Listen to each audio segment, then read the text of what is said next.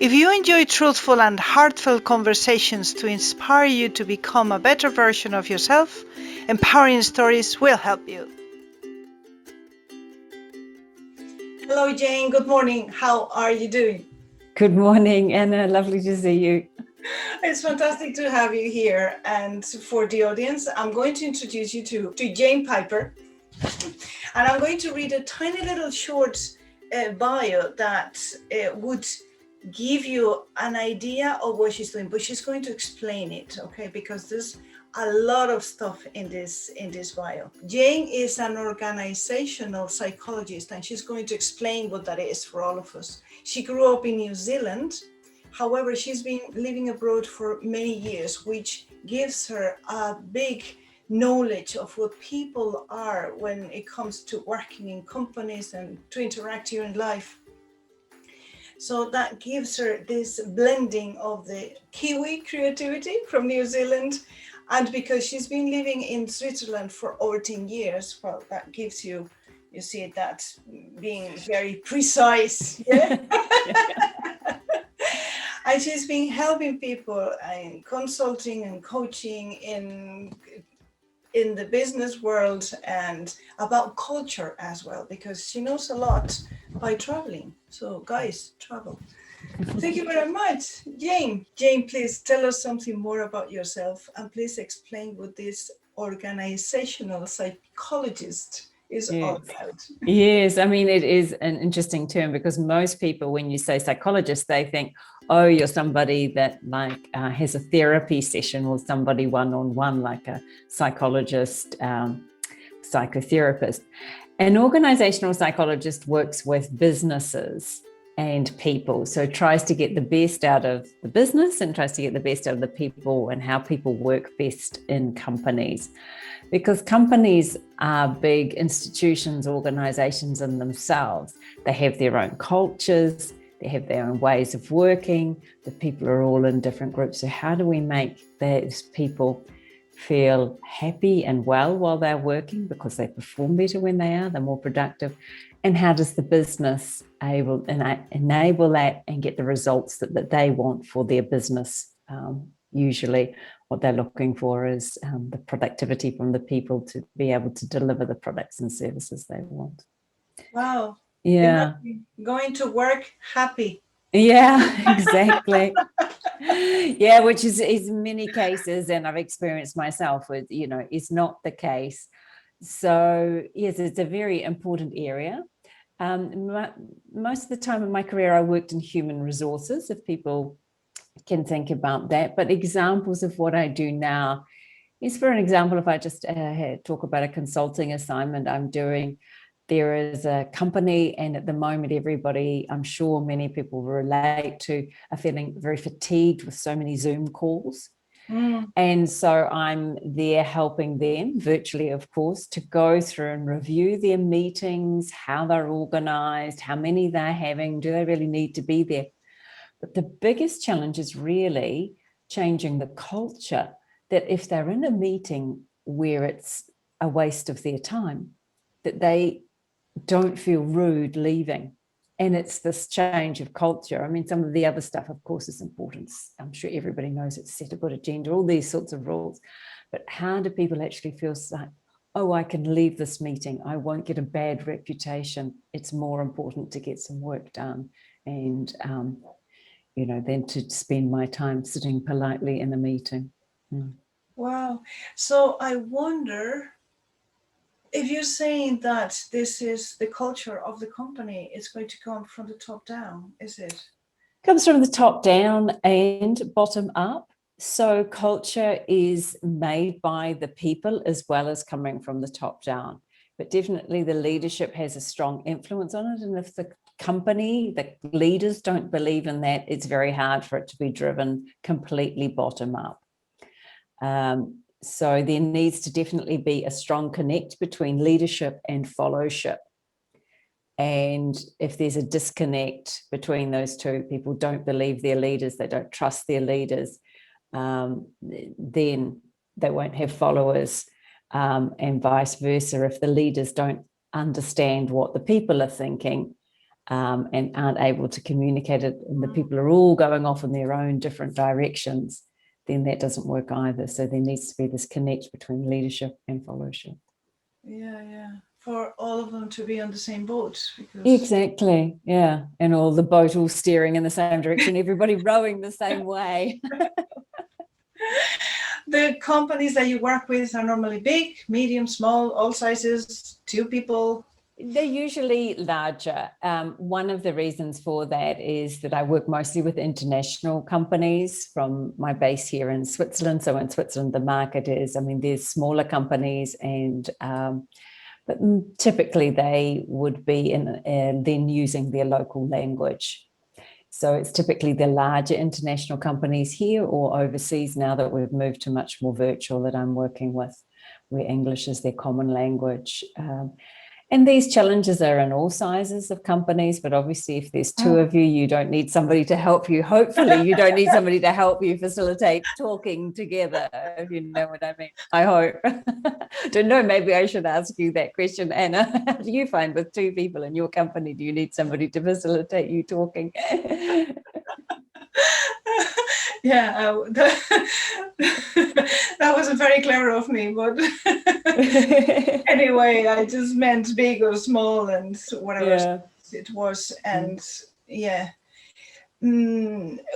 tell us something about your experience through it. So as I said in the bio, I grew up in New Zealand, and I grew up in a very small town. The town has a lovely name. It's called Pleasant Point. and the town's motto is, the name says it all. And it's not far away from a place called Happy Valley, and you'd have this impression that we're all hippies with our hair in braids and the men with beards and playing the flute and wandering around in baggy trousers and things, but it's not like that at all. It's actually a farming community, so like many farmers, it's very conservative. So I grew up in quite a conservative small town. The good thing about it is that it was always very safe. There was 1,000 people that live in the village.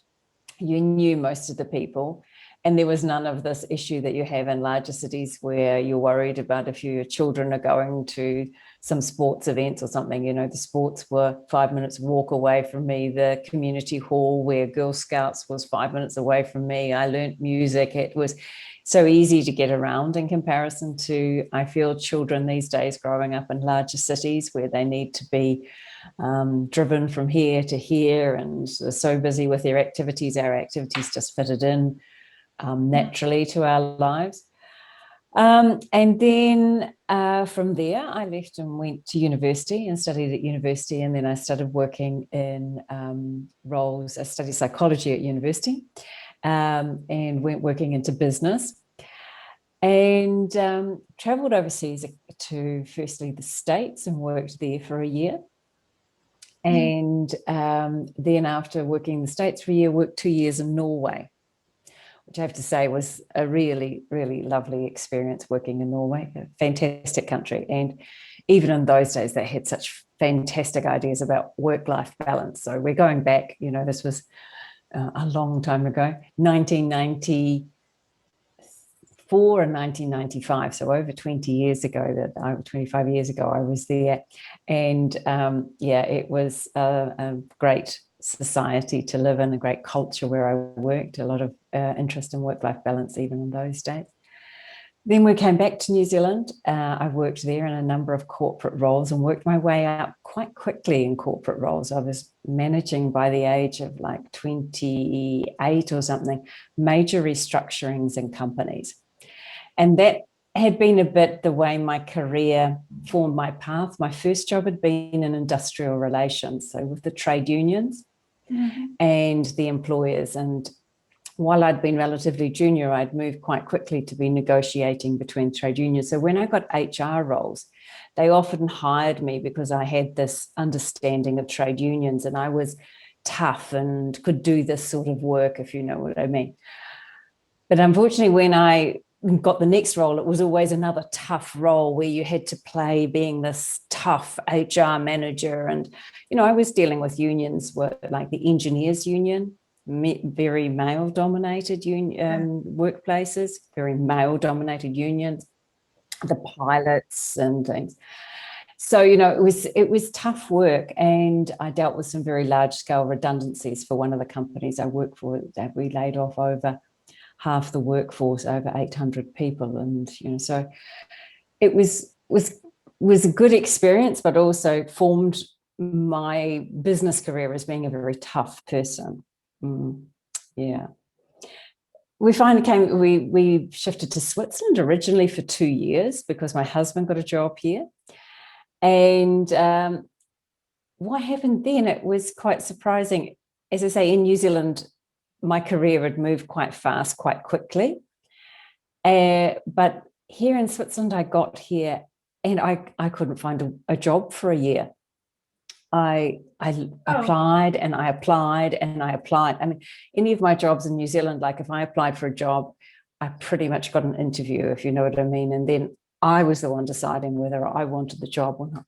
And I applied for over 100 jobs and just couldn't get anything. And I wasn't working for nearly a year. And that drove me crazy because I was so career focused. And I really was, it was a huge loss of confidence because I'd been such a confident person, as I say, you know, growing up in a small town, very safe, then moving to university, studying, everything had gone well. This was really the first time that, you know, I'm not saying that bad stuff never happened, but it was really quite a shock to find that suddenly, you know, I wasn't what they needed. You know, New Zealand's a small place and it's easy. Everybody knows everybody quite well. And you come here and people just weren't interested in my background or experience, you know, didn't know what they were wanting. So it was quite tough to start with. Eventually I found a position with a very strange company. The company did what is called human drug trials. So we're hearing a lot more about it now with the pandemic, but people often don't think that anything that's developed needs testing on humans before it goes out to the larger population. And this company did that work. Oh, wow. Yeah, and I was working in HR there. Their sites were in Eastern Europe and Russia, which is a very different environment than New Zealand, where we're very, very culturally, we're very, very open and transparent in New Zealand, and quite different cultures in Eastern Europe and Russia, and quite different ways of working. So it was an interesting experience, but also fundamentally, the work that they were doing didn't really agree with my values. The reason they did the drug testing in Eastern Europe and Russia was manyfold, but one of them was the World Health Organization sets a limit and says you can only pay somebody €1,000 for participating in a drug trial, which is not much in Western Europe. That's not enough money to potentially go into these things. But in Eastern Europe, €1,000 could be quite a lot of money. The other thing is in those countries, doctors were still seen as gods, you know, and so if the doctor said to you, go and do a drug trial, they would. And then finally, the other thing was that, you know, drug trials work often when people have a severe case of that. So if you have cancer, it's not just that you've caught it early. So that was the third reason. But the first two reasons, really, once I understood the business, I really, ethically, I didn't really feel that it was a sustainable business model and really the business model that I wanted to do. Yeah. But it was important here in Switzerland, after having waited for a year, I didn't just give up the job straight away or anything. So I took that job but then I realized when something is just sits so uncomfortably with your values. So I moved on from there after about a year and then got another job. And that was much more interesting and much more in line in the engineering sector, which was moving to renewable energy. And they were still doing some of the traditional energy side of it, but that felt much better as to what I was doing was supporting the people in the in a business that I could see that they were adding value to society. Wow, so interesting. I took a few notes here. And what I say is that the world was rosy for you, to begin with, and then something happened that shook your world, which exactly. Many people can see themselves in that, because it could be called coronavirus, COVID-19, it could be called divorce, it could be called car crash, it could be called I went to Switzerland and I couldn't find a job.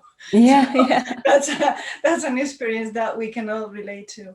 Then you were working in a position that you were there because there was no other alternative maybe at that point. I can relate to being in a job just for the money. As crude as it might be, or as it might sound, maybe that was not your case, but I remember being in the corporate world just for the money. Because when I was asking myself the question, if I had enough money to go by, would still be doing the same thing? The answer was always no. And when I went there on Mondays, I was looking forward to Friday. Looking forward to the weekend already on Monday. I know that feeling. And what I saw, Jane, is that some of my workmates back then, and I'm talking more than 20 years ago, they're still in the same positions or similar positions, just doing what they need to do to get some wages at the end of the month, and being able to provide fuel to the car that takes them to the job, to the office, to the lab, to whatever it is. I worked in regulatory affairs. Oh, really? Remember, for 10 years. 10 years I was analyzing dirty water, let's say just dirty water. Right. 10 other years I was in regulatory affairs, and I never came across reports on human. Everything was in animals, and the poor animals were slaughtered at the end of the essay. So I was wondering, were these poor people from Eastern countries slaughtered as well at the end, so that they could see their liver and study? No, fortunately not. Fortunately, that wasn't that bad. No, but it was definitely a business model which exploited the disparities between countries. And that didn't sit particularly comfortably with me.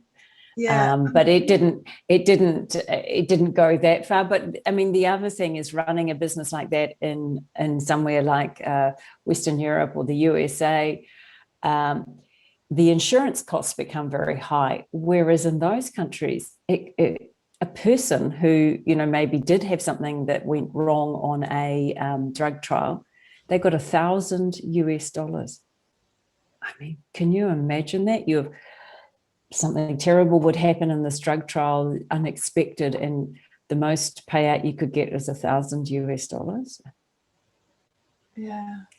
It really did exploit people who, in a different, It's the things that we do for money.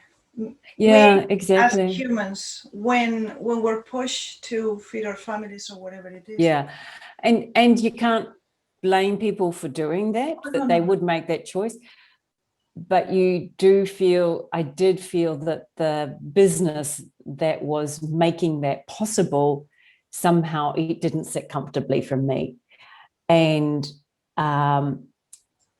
and that's not to say I don't think the people who ran the business necessarily were bad people. I mean, some of the people I worked with there were very, very lovely people, but they saw it in a different way. They just had different values, and we just have to accept that they had different ways of looking at it. And while it may have been comfortable for them, it wasn't comfortable for me. But that gave you a lot of pain, and because it gave you pain, you moved from it. I'm thinking of many people who, even though they are living in pain because they don't like what they are doing, or they cannot just agree with the values in the company they are working for, but still they are there because they need to pay all the bills at the end of the month. But at least you were able to say, stop, I cannot be here anymore. And that pain was enough to make Yeah. you jump out of there. Yeah. I mean, to be honest, I waited till I could get another job because it had taken me what felt forever to get another job, the first job in Switzerland. So I didn't jump straight away. Okay. So I worked there for 9 months, but I never turned off, getting interesting job offers emailed to me from the job sites. And, one just came in, the company that I moved to. And it said, it came in, I printed it out, it sat on my desk, and, it somehow it fitted. And, how sometimes it feels right where you go somewhere. So it was interesting when I applied for the job. They have this old fashioned here in Switzerland where you put your photo on your CV. And I put my photo on the CV, but it was going into an electronic job application. And what happened, the file was too large. I hadn't reduced the photo to a small size. I hadn't said it. And my CV would get emailed, and then it would stop, and then it would get emailed and stop. But what happened is it looked like to the person that I'd applied for the job 8 times. And, I knew that, and then I realized, and I wrote to them, and I wasn't sure whether I was just going to get an automatic response back from a sort of automated machine type thing. And said, oh my God, I just realized there's been an error with my system, and you've got my application 8 times. And I got a real person who wrote back, and they just wrote this sort of joke, yes, we thought you must be very keen on the job. And it was this sort of thing that somehow even these small things, you realize that feels like, as we were talking about culture, that feels like the place that I would want to work, where people aren't coming and go, oh, won't accept that applicant. How stupid was she? She must have had a problem with her computer. We're not going to even look at her CV. And they were just happy to make a joke about it. So, it's how you can already feel the warmth that was probably more the right place for me to be. Yeah. So you were happy to tell them, yes, I do. Yeah, well, I had to get the interview, but then when I met the people in the interview, I was very impressed with them. They seemed, and then from the interview, obviously got the job offer and things like that. But, I had a much better feeling about what their business was, but also the people who were working there. Jane, could you tell us, with all the experience that you've gathered and all the positions that you've been to and all the world that you've seen, right now, how do you put all that together in your career to serve people? Yeah. So I like to serve people who've also been in those mid-career crises like I do. So I see, we know the experience that we're talking about, where you just feel like work is sucking everything out of you. It's not giving you any energy. And what I like to do is work with both companies as a consultant, where I go in, and I gave the example earlier of they have a specific problem and how can I help, or I'm doing some training. At the moment, a lot on wellbeing and working from home. Then I also coach people individually. So I have one-on-one coaching sessions with people who are struggling with career questions, and their often work-life balance issues, where they should go in their career. And then I do a lot of writing as well. So I'd always wanted as a child to write a book. I thought it was going to be a novel, and my children's books were about, the things that you can imagine 10-year-old girls would want to write about, princesses and castles and things like that. But later I decided, when I was after I finished working in corporate roles, I decided now I had the time to write my own book.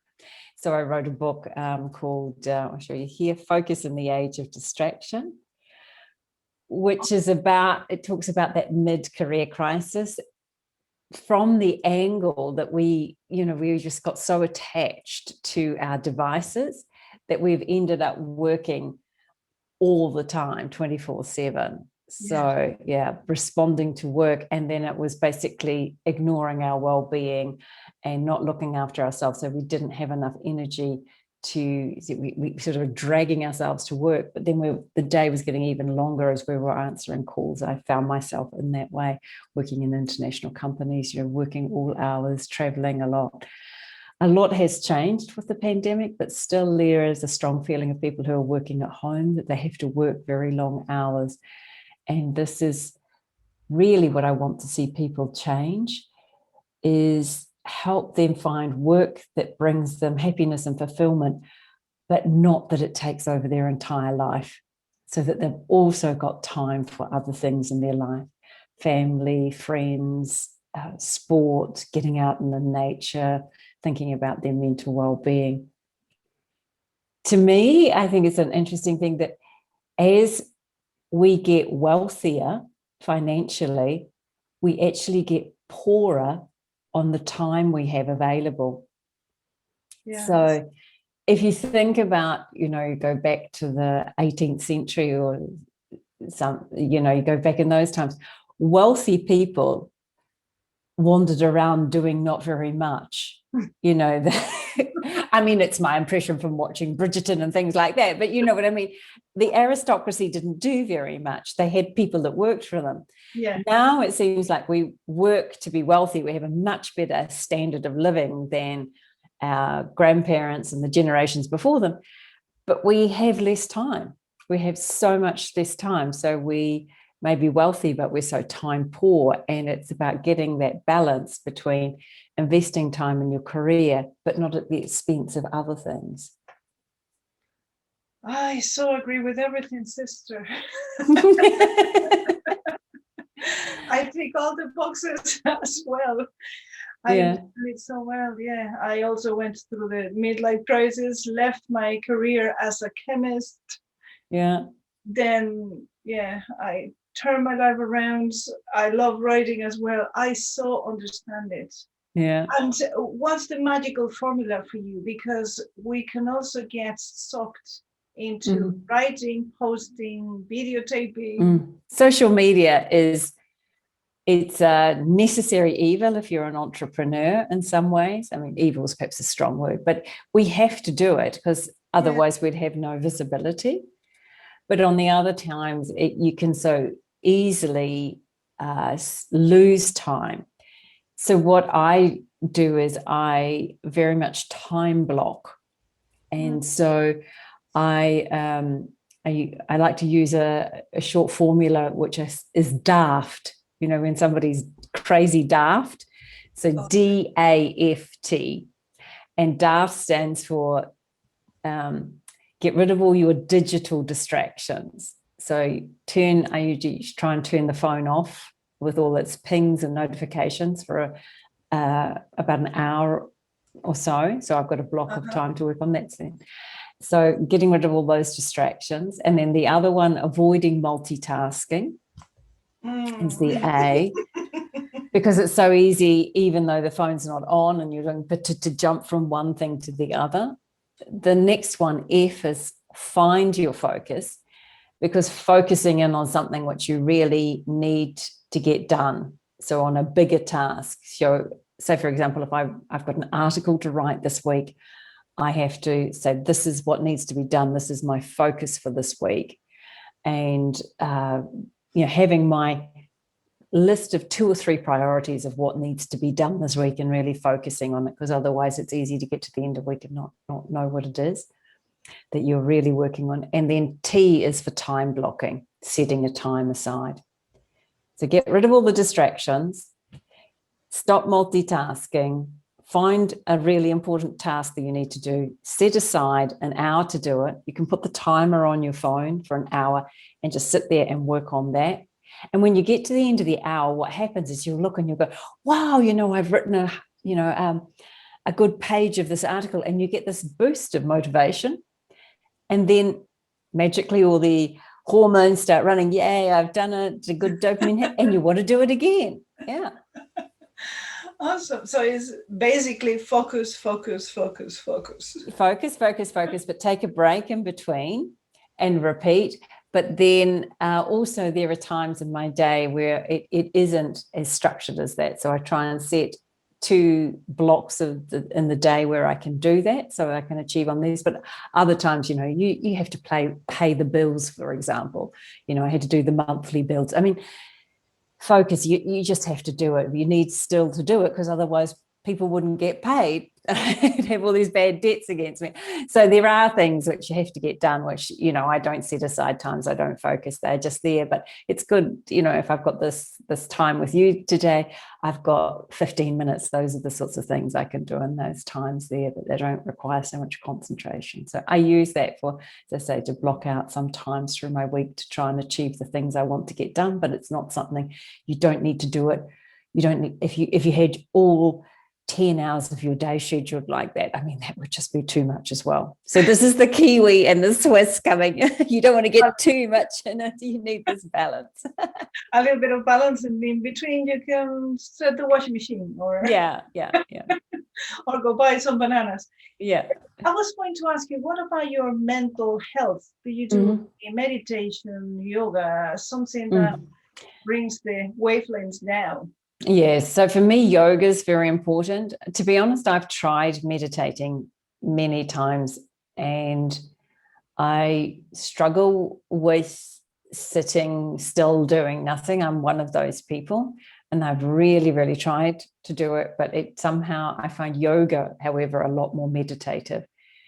And I think it has to do with the fact that I'm still active enough, but all the deep breathing and things like that. So I normally do yoga in the morning, 2 or 3 times a week. And then I run, jogging at this time of year, or cycling, do a lot of other exercise as well. So yes, I think it's very important, but I think it's also important to find what works for you. Yeah. I think there can be a lot of people who come with a formula and say, oh, you should meditate for so many, it helps. And truly it does help. And I'm not saying it doesn't, but different things obviously work for different people. So when I work with my clients, it's about what works for them. And so I had one client who was feeling incredibly stressed. And often when I ask them, you know, what did you used to do to relieve your stress? So she'd had a baby and full-time job. How did she balance it all? So what did you used to do it? Oh, I used to swim and I used to dance. I stopped dancing. My husband wasn't into dancing, but, you know, okay. So I used to swim. So what did they do? Well, they went to the swimming pool every Saturday so she could swim. She left the baby with the husband to do baby swimming classes. And one evening a week, she agreed, okay, it's not her husband's thing to go dancing, but that didn't mean that she couldn't one evening a week go out and join a dance group and things. So it's finding those ways, what works for you, and it's not necessarily in helping people. And so perhaps a good question for people to start, just ask themselves is, what did you used to do that you suddenly stopped doing, which helps you mentally recharge? You know, and some of that may be during pandemic times, it's not possible to do that, but you know, and so people have had to find other things to do. But if you can do what you know gives you stress relief, that's the easiest thing to do than to sometimes to pick up a new thing. Yeah, I agree with you. I think meditation is awesome, and I love doing meditation when I'm in a group at an event. But day to day, I do instant meditations. Which is I feel the connection brain to heart, and I can do that just by breathing and feeling, because I did it for a long time. But you know what I love, for instance, we have a cat that comes and goes. He thinks he owns us or something. He comes here every day, not every day, every now and then. And just by caressing him a bit, I go into that state, which is time disappears and I'm just focused on the cat. It could be watering plants. It could be drawing, coloring. It could be even with a computer, if I do photographs, because I love doing photographs, because I'm so focused on that, everything else disappears. And eventually it's just when we are doing just one thing, there's a lot less noise. There's a lot less noise. There's so much more peace. Yes, yeah. That's what it is. It's just give your brain a break. Yeah, and focus, and from all these distractions that are going on in the head, and just focus on that one thing, and that's called flow. Yes. And when you can get into that flow, and so it's interesting. The yoga I like is actually the flowing yoga. But I agree with you. These mindful moments Yeah. in everyday life can be just as important or just as valuable as a meditation session, or just taking the time to stop and enjoy those things in your day. A nice cup of tea, the plant that's growing, the pets, and just enjoying that, especially at the moment where you can't do paid entertainment. We perhaps can't go out as much to a concert or an event or things like that. So enjoying those things around you and your surroundings is important. Yeah. Oh, beautiful. It's calming me down. It's soothing voice giving us all this advice or sharing your wisdom. So beautiful and so insightful. Thank you, Jane. When people want to contact you, where do we send them to? Where can? So I think the easiest is to find me on LinkedIn. Okay. So you go my name, Jane Piper, and then the company. So it goes Jane Piper Pipsy. So you have to go LinkedIn. Jane Piper Pipsy is my company. So I named the company after myself, Piper and Psychology, and I put it together so it spells Pipsy. I love it. So LinkedIn is a good place to contact me, and also my company website, which is pipsy.ch for Switzerland. Excellent. Yeah. Well, Jane, what an honor. What a beautiful interview. And guess what? Time absolutely flew. It did. Well, thank you so much for your lovely questions. And I hope that in some way my story has helped empower and inspire your audience. And I wish them all the very best of luck with all those challenges we all face in life, around careers and life. And I think just one last thing to say is wherever you are now is the right place to be, and sometimes it can seem dark, but there's always a way to get through these things. Yes, there's always a way to get through. Thank you very much. Thank you.